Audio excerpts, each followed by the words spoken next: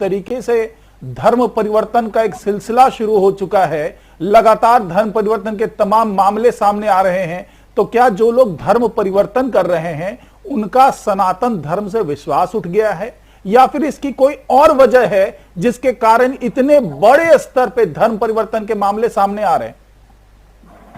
जी देखिए, चिंतन का तो बहुत बड़ा विषय है, फिर भी मैं एक बहुत, क्योंकि इसकी लड़ाई मैं बहुत दिनों से लड़ रहा हूं, तो मेरा कहना है कि हम पहले तो गर्व से कहते हैं हम हिंदू हैं। दो तरीके का धर्मांतर देश में चल रहा है। एक धर्मांतर मुसलमानों के द्वारा लव जिहाद के द्वारा हमारी लड़कियां, एक लड़की का जब धर्मांतर होता है जिहाद के द्वारा तो एक वंश हमारा चला जाता है।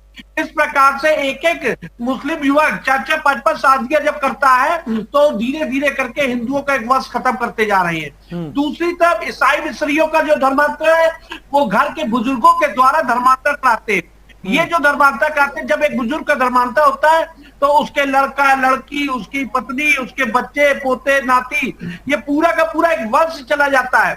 आप बताइए, जैसे हम लोग जो सनातनी है, हम लोग किसी की मजबूरी का, गरीबी का, इलाज का, बेरोजगारी का फायदा उठा के हम धर्मांतर नहीं कराते। एक तरफ ईसाई सदी लोगों की कोरोना काल में गरीबी का, मजबूरी का, इलाज के नाम पे रोजगार ना होने का फायदा उठा रहे थे, और दूसरी तरफ जो मुस्लिम धर्म के लोग हैं, क्योंकि ये सब बातें के लिए भी लखनऊ में एक बहुत बड़ा कांड हुआ था, यहाँ पर जो मुस्लिम परिवार को मैंने अभी हिंदू बनवाया था, तो जिस प्रकार से कई मुस्लिम परिवार मेरे पास आए तो वो उन्होंने मुझसे प्रश्न किया, शिक्षित जी हम हिंदू बनने को तैयार है, हमको मिलेगा क्या?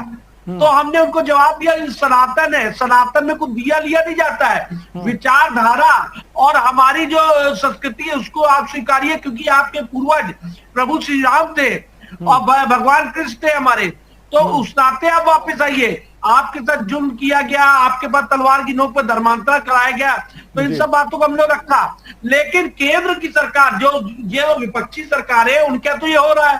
कांग्रेस शासित, आप देखिए महाराष्ट्र में साधु को जिंदा जला दिया गया, पुलिस के सामने जला दिया गया, लेकिन सरकार नहीं बोली।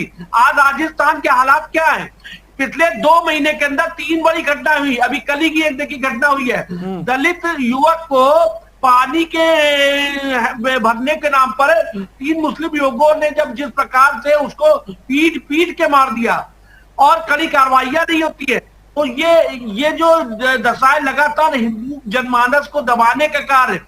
आप पार्टी के आप देखिए ताहिर हुसैन, कभी भी केजरीवाल जी ताहिर हुसैन के मामले में नहीं बोलते। आप उधर जाइए, भारती जी का देखिए, मेयर, अभी कांग्रेस की मेयर साहिबा मंच में बैठी थी, वहां बौद्धिस्ट लोग हिंदू धर्म के खिलाफ वक्तव्य दे रहे थे।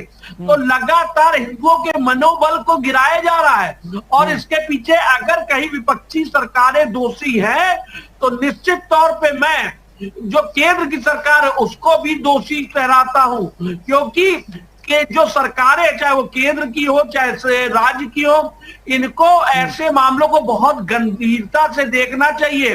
सनातन धर्मियों के पास छत छुपाने के लिए पूरी दुनिया में कोई एक छत नहीं है। हिंदू जाएगा तो आखिर जाएगा कहाँ? सनातनी हमारे भाई कहाँ जाएंगे? हिंदुस्तान में बम विस्फोट करके दाऊद भाग जाते, टाइगर मेमन भाग जाते, वो देखिए भोपाल गैस काउंट का अभियुक्त जो थे वो इटली भाग जाते। तो आप देखिए, हिंदुओं को ही सोचना पड़ेगा, चाहे वो बसपा में हो, चाहे सपा में हो, चाहे कांग्रेस में हो, चाहे भाजपा में, यहाँ तो सनातनी है, इसको गंभीरता से लेना पड़ेगा, क्योंकि ये आपकी जमीन का मामला है, ये नींव का मामला है। जब नींव कमजोर हो जाएगी ना तो आप सपा बसपा कांग्रेस के नाम पे लड़ते रह जाएंगे। इसलिए सभी दलों को मिलके एक पॉलिसी कड़ी बनानी होगी कि इस तरीके की साजिश ना हो। अभी लखनऊ में एक मिशनरी स्कूल है, IT कॉलेज, यहाँ से शिकायत मेरे पास आई कि यहाँ हिंदू लड़कियों को टीका और कलावा नहीं लगाने दिया जा रहा है। मैंने पूरा स्कूल घेर लिया था यहाँ पर, और वो ब्रिटेन BBC लंदन में खबर चली, BBC लंदन मेरा इंटरव्यू लेने आया।